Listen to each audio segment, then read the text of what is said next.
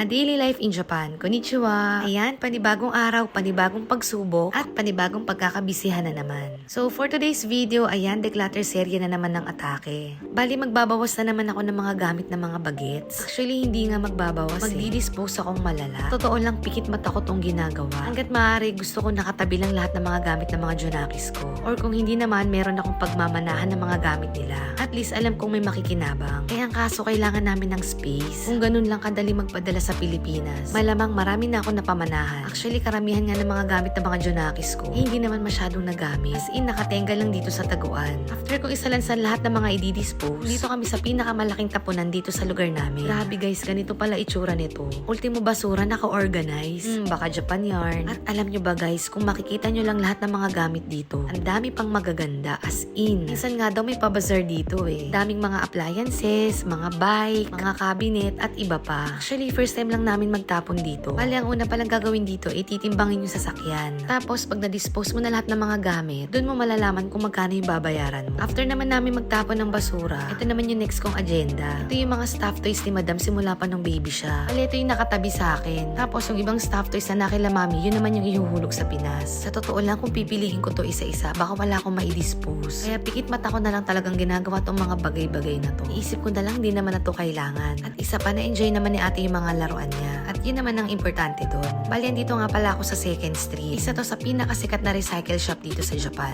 After naman namin sa 2nd Street, dumiretso naman kami sa mga BOIN. Eh, ang kaso, naabutan ako ng cut-off. Kaya ang ending, hindi rin ako nakapagpa-check up. At ang huli naman naming pinuntahan ay dito sa King Family. Isa rin tong recycle shop dito sa Japan. Dito ko na binenta yung mga laruan ni Madam. Dahil sa 2nd Street, hindi lahat tinanggap. Dahil usually, ang mga kinukuha nila doon, yung mga baby essentials, like stroller, walker, bags, mga damit, ang camping, at yung mga gamit sa bahay na pwede pang mapakinabangan. Sa King Family naman, tatanggap sila ng mga stuffed toys, mga damit, at bags. O, alam nyo na ha.